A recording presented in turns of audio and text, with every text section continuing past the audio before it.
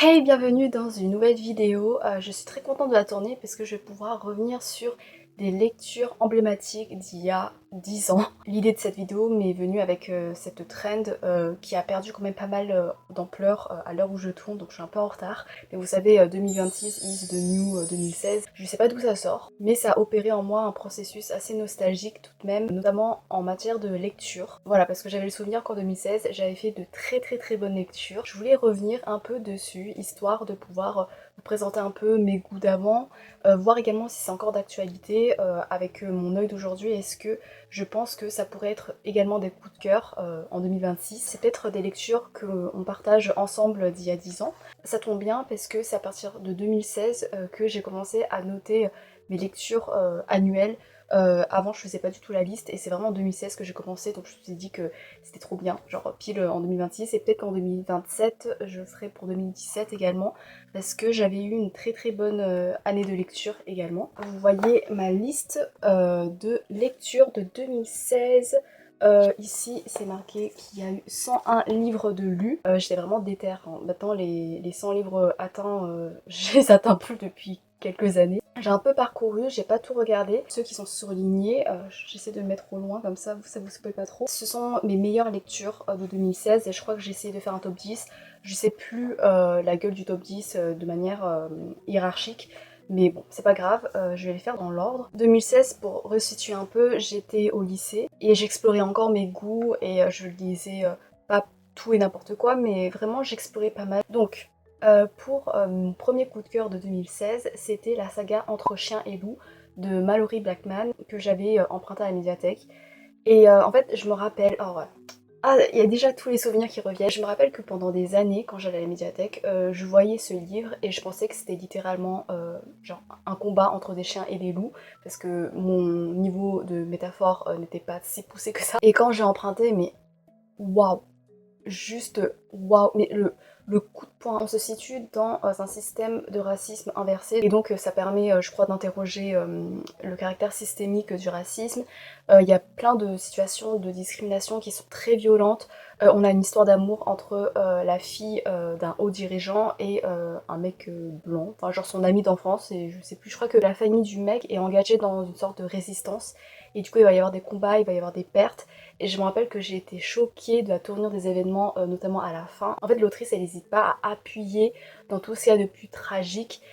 Et ça m'a déchirée. En fait, même à l'époque, j'étais pas plus sensible que ça aux histoires d'amour, mais juste la tournure tragique de la narration, pardon, du changement de la luminosité, désolée. Tu sens qu'avec l'autrice, va falloir faire très attention parce que faut pas la sous-estimer, quoi, en matière de drame et tout. Et après, vraiment, le tome 2 et 3, le tome 4, je crois que j'ai pas trop aimé parce que c'est un peu un hors-série, mais la trilogie, genre la fin du tome 1, la fin du tome 2, la fin du tome 3, j'ai tellement pleuré. En fait, la fin du tome 2 et du tome 3, sans vous spoiler, on est vraiment dans une histoire de famille, notamment autour de la relation mère-fille, qui est très compliquée dans un contexte voilà, assez déchirant. Et en fait, ce qui m'a marqué, c'est que l'autrice, elle parvenait à vraiment nuancer les sentiments, notamment de la mère vis-à-vis de son enfant, également son enfant, comment elle peut se sentir dans ce genre de situation. Je sais pas comment dire, mais c'était brut. Voilà, en fait, il n'y avait pas de filtre. Il y a des imperfections, ils sont complexes, et c'était beau, en fait. Et je crois que c'était l'une des premières fois où je lisais vraiment un récit pour ados, aussi, entre guillemets, mature, aussi violent et aussi réel dans la construction des personnages. Après, maintenant, je sais pas si j'aimerais autant. Je crois que j'avais essayé de relire le tome 1 il y a quelques années et j'ai pas été plus emballée que ça, sachant qu'on voit la fin venir, quoi. Sinon, les tomes 2 et 3, franchement, ouais, peut-être que j'aimerais bien quand même. Je sais pas. Parce que ça, genre j'aime beaucoup, je suis très sensible, encore plus sensible qu'avant je pense, tout ce qui concerne la famille, les familles dysfonctionnelles, quand ils font de leur mieux pour créer un environnement qui est sain, qui est aimant, mais que c'est difficile à cause de leur passif, à cause de leurs défauts, etc. Donc ouais, peut-être que ça me plairait bien. Ensuite, deuxième coup de cœur, bon, il y a Harry Potter,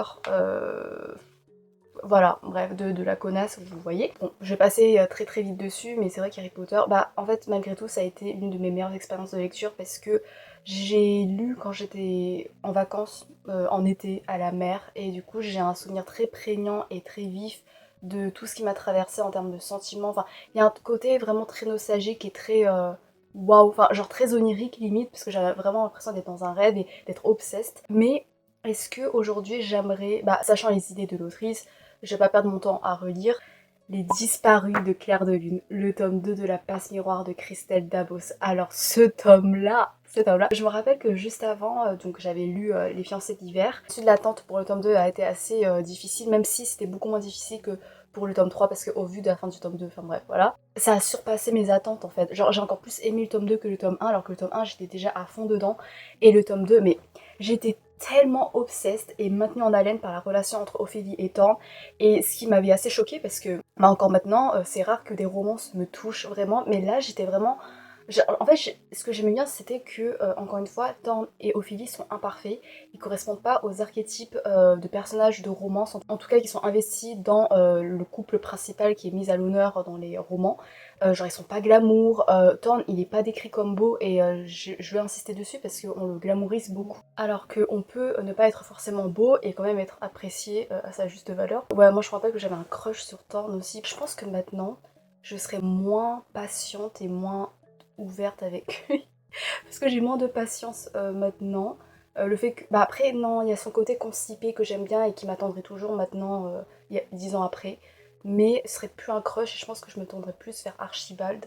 Et en fait j'ai envie de relire la saga notamment pour apprécier plus Archibald à sa juste valeur parce qu'avant je n'avais Dieu que pour Thorne. Et là je pense que je m'attarderai plus sur Archibald. Mais la fin du tome 2 m'a fait gasp et ça a été une torture d'attendre le tome 3, je m'en rappelle. La Passe Miroir, je lisais cette saga surtout pour la relation entre Ophélie et Thorne, ce qui est rare parce qu'en général bah, je suis plus intéressée par l'univers, par les complots politiques et tout, que par la romance. Mais en fait, je trouvais que c'était tellement bien fait et ça m'a tellement happé, c'était tellement rare que voilà, bah, je lisais vraiment pour leur évolution. Et l'évolution dans le tome 3, enfin voilà, on va pas trop en parler hein, parce que c'est pas le moment.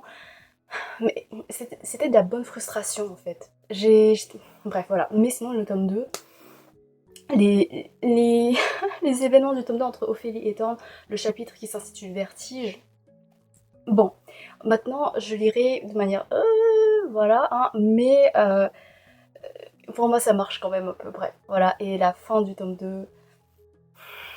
Donc maintenant, alors je sais pas si ce serait un coup de cœur, parce que je sais pas si j'aimerais autant Ophélie et Thorne maintenant, parce que j'avais relu le tome 1 il y a quelques années, et je trouvais que Ophélie était pas passive, mais en fait elle arrivait à évoluer, mais grâce à la force des choses en fait, pas forcément par elle-même, et peut-être qu'après, genre c'est surtout par elle-même, mais ouais, je sais pas trop. Franchement, La Passe Miroir, c'est vraiment l'une des meilleures sagas de ma vie de lectrice tout court, quoi, parce que ça m'a tellement marqué sur plein de points, et ça a été ma saga préférée pendant de longues années. Voilà, maintenant, je sais pas quelle est ma saga préférée, je sais pas, peut-être Nevermore, je sais pas, c'est dur de dire. Ah non, il y a Heaven Official Spacing aussi, mais bon, bref, je ferai peut-être une vidéo plus tard pour mes sagas préférées de tous les temps, etc. Mais pour l'instant, 2016. Alors ce livre-là, Boys Don't Cry de Mallory Blackman, qui est également l'autrice de Entre Chien et Loup. Également c'est un livre que j'ai vu beaucoup passer à la médiathèque, mais j'ai mis beaucoup de temps, beaucoup d'années à franchir le pas, parce que la couverture me disait rien, parce que je pensais également que ce serait une histoire rafraîchissante, drôle, voilà, assez légère quoi. Alors, je me rappelle, je l'ai lu en un jour. Et en fait, entre-temps, bah, je révisais pour le bac de français, du coup, je m'entraînais à l'oral. Et après, je lisais un bout, et après, je m'entraînais. Et en fait, à chaque fois que je lisais un bout, je pleurais. J'étais en chialade. C'est l'un des romans qui m'ont fait le plus pleurer, mais ever. Et je m'attendais pas. Au début, c'est assez léger. Et en fait, plus t'avances et plus ça parle de paternité, ça parle également d'homosexualité, mais avec des scènes qui sont violentes, encore une fois. Enfin, vraiment, le ça n'a pas de filtre. Mais c'est pas gratuit, tu vois, c'est pas pour provoquer le drame, c'est pertinent. Et moi, en tout cas, ça m'atteignait bah, efficacement. Et encore une fois, on est dans une histoire de famille où, du coup, le héros, il se retrouve papa à 17 ans. Voilà, la mère s'est barrée, lui a laissé le petit, alors que lui se voyait destiné à un avenir professionnel, aller dans les meilleures universités. Et là, il se retrouve coincé avec bah, sa gamine, quoi. Il a du mal à accepter ce rôle-là. Surtout que du coup il est coincé également avec son père, avec qui il a une relation assez dysfonctionnelle, assez maladroite. Ça va parler de paternité par rapport au héros avec sa fille, mais également par rapport à lui avec son père.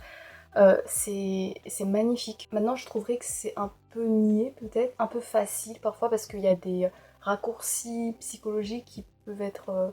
bon, maintenant que j'y pense, parce que c'était un peu trop facile, un peu trop rapide parfois, mais moi ça marchait, et peut-être qu'en vrai, comme j'ai dit, je suis encore très sensible par rapport aux histoires de famille comme ça, et quand c'est trop beau, même quand c'est niais, bah ça me va. Bah, peut-être que je pleurais autant, je sais pas. Et en fait la deuxième partie, on va se concentrer sur l'homosexualité du jeune frère. Et le jeune frère c'est un personnage qui est d'ordinaire tellement solaire, mais il va subir quelque chose qui va tellement le laminer en fait, qui va détruire cette lumière en lui.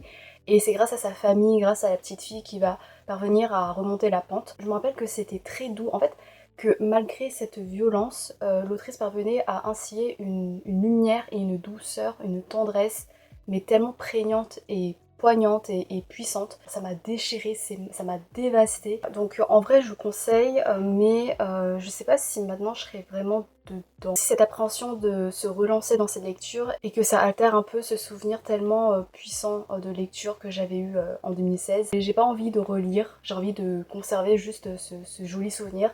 Et je pense que Boys Don't Cry c'est le genre de lecture, ça a été l'un de mes coups de cœur de 2016, mais c'est également considéré comme l'une de mes meilleures lectures ever, je pense. Tellement, quand j'y repense, en fait, je me sens émue, je suis en mode, mais waouh! Comme dans les séries, vous voyez, je regarde au loin et je suis en mode waouh! Wow. Voilà. J'ai également marqué le tome 5 des Héros de l'Olympe de Rick Riordan. Les Héros de l'Olympe, ça s'inscrit dans la saga très longue de Percy Jackson. C'est la deuxième série après Percy Jackson. Je crois que j'ai marqué le 5e tome en particulier des Héros de l'Olympe parce que les autres tomes ils sont très sympas, mais c'est juste... bah, c'est prenant, c'est addictif, mais voilà, ça m'a pas bouleversée. Mais par contre le tome 5, je l'ai relu plus tard qu'en 2016. J'ai pleuré parce qu'en fait on se concentre pas mal sur Nico D'Angelo qui est mon personnage préféré de Percy Jackson, l'un de mes persos préférés ever. Et il est juste là. C'est lui, il est trop mignon. Et il est juste là aussi. Vraiment, les fanarts que j'ai de lui, ils sont incroyables. Voilà. Il y a plusieurs moments où on partage son point de vue. Et il va également développer une relation très forte avec Reina, je crois. Reina qui est trop badass et tout. Et Nico, c'est un personnage qui est souvent mis de côté, qui est considéré un peu comme trop dark, trop ténébreux. Enfin, on sait pas ce qu'il a en tête et tout, alors que c'est le mec le plus altruiste, le plus selfless, le plus génial de Percy Jackson. Là, du coup, il y avait des moments avec lui et ça me faisait fondre et ça me déchirait le cœur également. Donc j'avais trop aimé. Et puis sa relation avec Reina, c'est une sorte de found family où il apprend à se montrer plus vulnérable et à voir que même si, voilà, il y a une part plus fragile de lui qui se révèle, et bah on l'aime quand même et on est prêt à tout pour lui. Et même ma relecture plus récente de ce tome-là m'a fait plus apprécier, je crois, ce tome qu'en 2016. Voilà. Ensuite, j'ai marqué Tous nos jours parfaits de Jennifer Niven, je crois. Tous nos jours parfaits. Alors maintenant, je pense que j'aimerais pas forcément parce que c'est beaucoup centré sur la romance. Mais ce qui m'a marqué, c'était le héros qui bah, il est très très dépressiatif, il est dépressif, il est quasi suicidaire. Donc il y a vraiment des thèmes assez lourds, pas mal de trigger warning. Mais c'était ce contraste entre son humour et ce côté où il est tellement vulnérable, tellement fragile, je crois qu'il me touchait. Et puis ensuite, il y a une romance avec une fille et à peu près à la deuxième moitié du livre, il y a un gros truc qui se passe et dont on s'attend pas. Et en fait, je me rappelle que j'ai pleuré tout du long à partir de là. Donc ça a été une lecture assez riche en émotions. Mais maintenant, est-ce que... Bah, je pense que je serais quand même touchée, mais je pleurais pas autant que... Je sais pas si vous l'avez lu assez récemment, mais je sais pas si avec du recul, c'était vraiment bien fait au niveau de la dépression du mec, ou si c'était vraiment... bah, plutôt du drame pour du drame, en mode je vais faire chialer mon public, donc du coup je vais mettre ça, je vais mettre ce genre de thème. Je sais pas, faudrait que je regarde bah, des témoignages de vraies personnes qui sont dépressives, voir, après je sais que la dépression ça peut se vivre à plusieurs niveaux, de plusieurs manières différentes, mais au moins pour voir si c'était pas écrit sur du vent quoi. Mais je pense que non, je sais pas. Mais maintenant, c'est pas l'un de mes livres préférés de tous les temps quoi, tu vois, genre c'est un livre où j'étais waouh, c'est assez marquant, pourquoi pas tenter, voilà, si je devais recommander à quelqu'un. Mais moi maintenant ça va, c'est devenu un peu oubliable. A Kiss in the Dark de Kat Clark. Alors, en gros, on va suivre notre héroïne qui va avoir une histoire d'amour avec une fille qui pense que elle est un mec. Ça part beaucoup sur ce jeu d'identité, ce jeu un peu de manipulation parce que l'héroïne, elle ose pas lui avouer qu'elle est une fille, de peur d'altérer les sentiments de l'autre. Moi, sur le coup, ça m'avait marqué parce que Kat Clark, elle est super forte pour créer des récits qui sont addictifs, qui sont hyper prenants, qui avec ce côté un peu glauque parfois. Mais là, c'est vrai que c'est un sujet assez délicat. J'ai vu qu'il y avait pas mal de gens qui dénonçaient, qui critiquaient vraiment ce roman. Je ne me suis pas attardée vraiment sur ces critiques, mais j'aimerais beaucoup. Parce qu'à l'époque, j'ai pas vu ce qu'il y avait de mal. Et ouais, également le fait que l'héroïne, elle ose pas dire qu'elle est une fille. Après, je mettais ça sur le compte du fait qu'elle avait peur de perdre l'autre et qu'elle était ouais, insécure et qu'elle manquait de confiance en elle et que c'est une adolescente et du coup j'aimais bien ce côté imparfait, donc ça m'a pas forcément dérangé. Mais maintenant, je sais pas trop. C'est pas du tout mon préféré de Kat Clark. Ah putain oh attendez, je l'ai ou pas? Je l'ai, mais j'ai la flemme de prendre. J'ai lu en 2016 la saga de Eragon. Je crois que j'avais commencé le tome 1 genre en 2014-2015. Mais après c'est vraiment en 2016 où mon amour pour Eragon s'est concrétisé, s'est amplifié. Enfin, waouh, je me rappelle, mais oh, j'ai tellement pleuré, j'ai trop aimé. Ça a été l'un de mes meilleurs voyages littéraires ever. Et je sais pas si maintenant j'aimerais autant parce que j'avais commencé à essayer de relire et j'avoue que j'accrochais un peu moins à la plume. Mais j'aimerais faire un vlog entier où je relis l'intégrale de la saga de Eragon parce que je pense qu'il y a plein de choses hyper intéressantes à soulever. Et j'étais tellement émue par la relation entre Eragon et Saphira, sa dragonne, ce lien entre dragon et dragonnier. Je pleurais tellement, en fait j'étais tellement fragile et ça a été ouais ce genre de saga où je pleurais pour un rien juste parce que c'était mignon. Genre un moment Eragon et Saphira sont séparés pendant un bout de temps et quand ils se retrouvent j'ai pleuré avec eux, j'étais en mode mais ils sont trop mignons. Et j'ai bien aimé également comment les parties de la romance sont abordées parce que c'est assez pragmatique et j'aimais bien ce côté un peu amer. Il y a également le spin-off de Murtag qui est sorti il y a quelques années et j'ai pas encore sauté le pas pour le lire parce que j'attends de me refamiliariser avec Eragon, avec l'univers de Eragon à travers une relecture pour vraiment profiter à fond du spin-off de Murtag parce que Murtag c'est un personnage également qui je pense que maintenant j'apprécierais encore plus qu'avant. Avant déjà je crois que j'avais un crush mais maintenant je pense que j'apprécierais encore plus au niveau de sa psychologie, au niveau ouais, de ses nuances, de sa complexité, de son histoire tellement tragique. Je pense qu'il me fascinerait encore plus qu'avant. Donc j'aimerais beaucoup retenter l'univers, l'aventure d'Eragon. Mais je sais pas si c'est l'une de mes sagas préférées maintenant, encore aujourd'hui. Donc faudrait que je revoie. J'ai peur que ça altère évidemment mon souvenir de Eragon, mais en même temps je suis prête à franchir le pas parce que je pense que je garderai quand même ce doux souvenir de ce que Eragon, enfin l'univers d'Eragon m'a fait vivre quoi, parce que c'est tellement puissant en fait que même si maintenant je me dis ça correspond plus à mes goûts de maintenant et que je suis un peu déçue en ressortant de ma relecture, mais je pense que je garderai quand même un très doux souvenir nostalgique de ma lecture de 2016. Voilà, donc à voir. Ensuite, on a déjà fini. Oh my god, putain, mais j'ai... Non mais en fait, 2016, ça a été vraiment l'une de mes meilleures années de lecture. Attendez, j'ai noté, j'ai surligné que 9 titres. Bon, bref, on verra pour le 10e, on va piocher. Mais pour le 9e titre, ça a été la duologie de Toby Lowness. Est-ce que je lis? Alors, les gars, ce livre, juste cet exemplaire, c'est tellement mon joyau, mon trésor, parce qu'en gros, je l'ai gagné à un concours de lecture quand j'étais en 6e. J'étais arrivée première et j'ai gagné un appareil photo que j'ai cassé et j'ai gagné plein de livres, dont ce livre de jeunesse, en fait, je l'ai écrit prix de concours de lecture 6e. Et j'ai mis du temps à le lire parce que du coup, j'ai gagné et c'est seulement 5 ans plus tard que je m'y suis mise. Parce qu'en fait, plus le temps passait au collège, et plus je me disais, enfin, ce livre il a l'air tellement enfantin, c'est plus de mon âge, moi j'ai grandi. Et en 2016, je m'y suis mise et la claque, parce qu'en fait, certes, c'est de la littérature jeunesse, mais en fait, c'est adapté à tous les âges, on peut y puiser tellement de réflexions, de leçons de vie, de poésie dans cette géologie, et ça m'a bouleversée. Encore une fois, c'est ce genre de roman qui m'a fait tellement chialer, tellement je m'attache aux personnages, à leurs relations, à ouais, au fait que Toby Lowness était séparé de ses parents. Ses parents s'engagent peu à peu dans une sorte de résistance, je crois. Et ça parle beaucoup de différents profils qui peuvent exister dans ce genre de régime totalitaire, avec des profils plus résistants, des profils plus lâches, mais qui prennent en assurance et qui évoluent pour devenir de véritables héros. Et c'était tellement bien fait, c'était poignant, c'était... Ouais, il y avait ce côté très poétique et ce côté très réel des choses avec des personnages qui sont imparfaits, mais qui vont faire leurs preuves, ou alors des personnages antagonistes, mais qui vont se révéler sous un jour plus touchant. Et Timothée de Fombelle arrive vraiment à mettre quelque chose de tellement humain. Et c'était trop bien. Puis ah oui, il y a des petites illustrations aussi. Et j'ai trop aimé. Oh waouh. Je sais pas si maintenant... Bah si, je pense que maintenant j'aimerais autant parce que c'est... En fait, c'est tellement riche. Et je pense que maintenant, je verrai des choses dont j'étais pas forcément sensible il y a 10 ans. Mais j'ai trop aimé. Et ensuite, bah, j'ai seulement souligné 9 titres. Qu'est-ce que j'avais lu aussi? Ah oui, j'avais lu en cours La petite fille de Monsieur Lin de Philippe Claudel, un truc comme ça, je crois. Je pense que celui-là, j'aimerais bien le relire.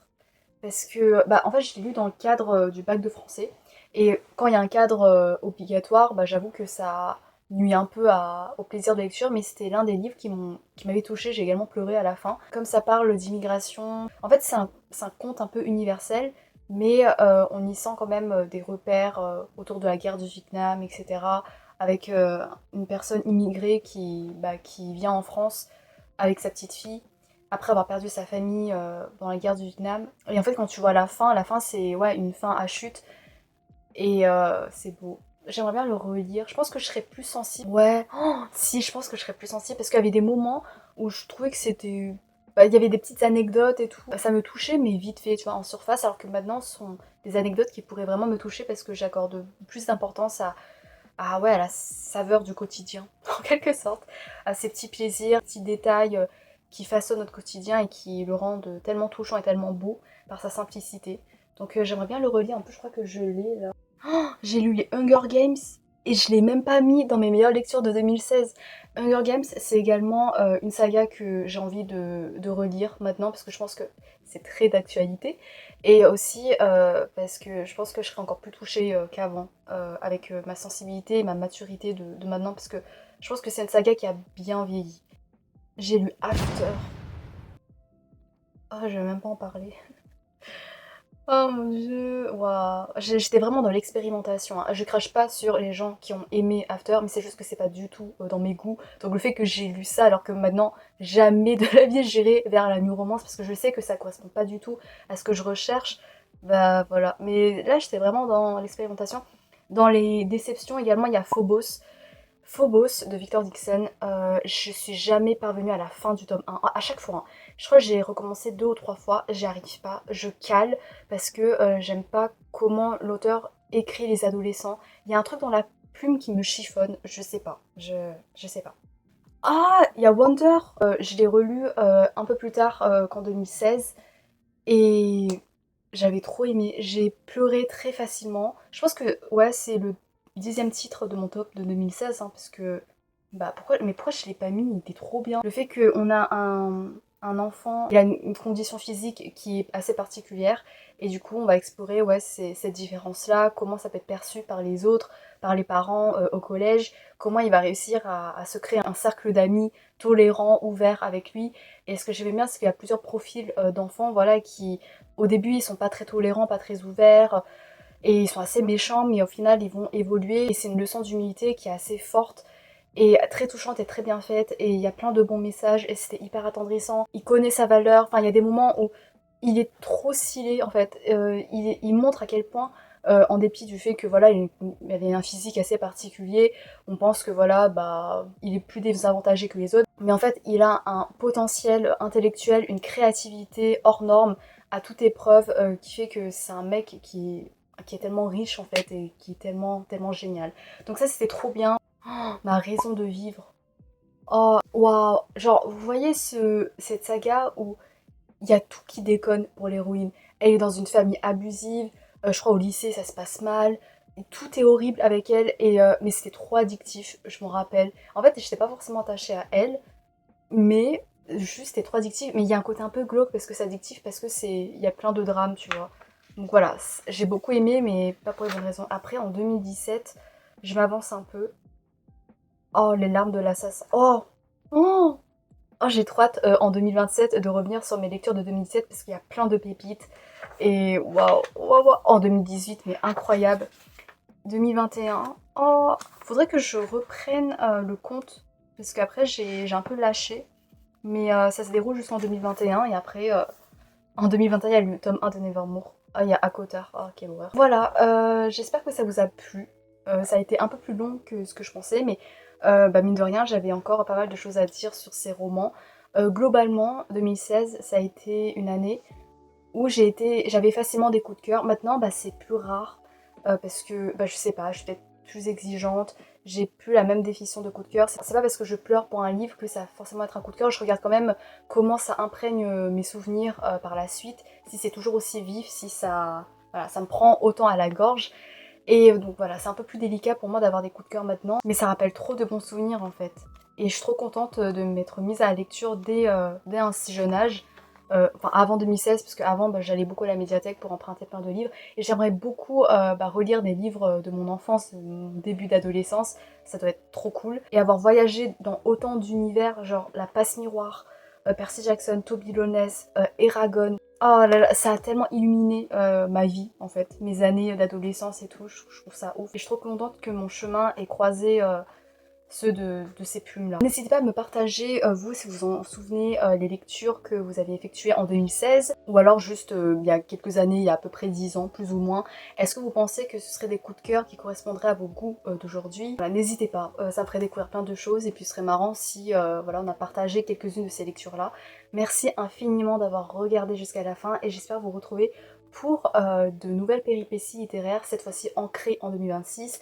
J'espère vraiment que 2026 va me réserver tellement de bons souvenirs de lecture. Merci encore et à bientôt peut-être, je sais pas, j'espère, salut!